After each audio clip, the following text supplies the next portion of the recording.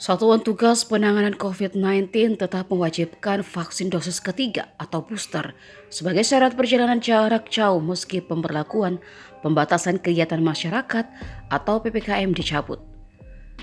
Juru bicara Satgas Penanganan COVID-19 Wiku Adhisa Smito mengatakan pihaknya belum mencabut aturan mengenai syarat perjalanan yang tertuang dalam Surat Edaran Nomor 24 Tahun 2022 tentang ketentuan perjalanan orang dalam negeri dalam masa pandemi COVID-19.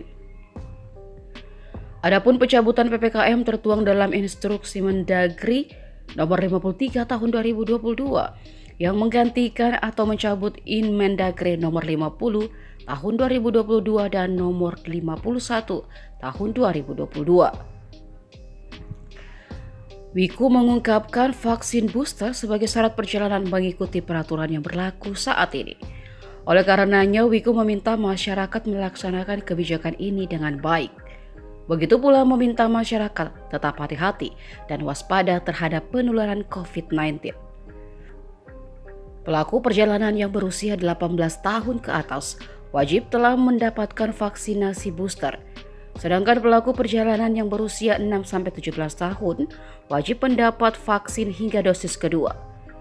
Sementara itu, pelaku perjalanan berstatus warga negara asing yang berasal dari perjalanan luar negeri usia 18 tahun ke atas wajib mendapatkan vaksin kedua.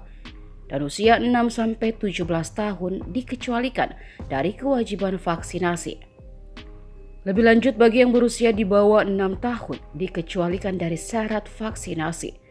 Namun mereka wajib melakukan perjalanan dengan pendamping yang telah memenuhi ketentuan vaksinasi COVID-19.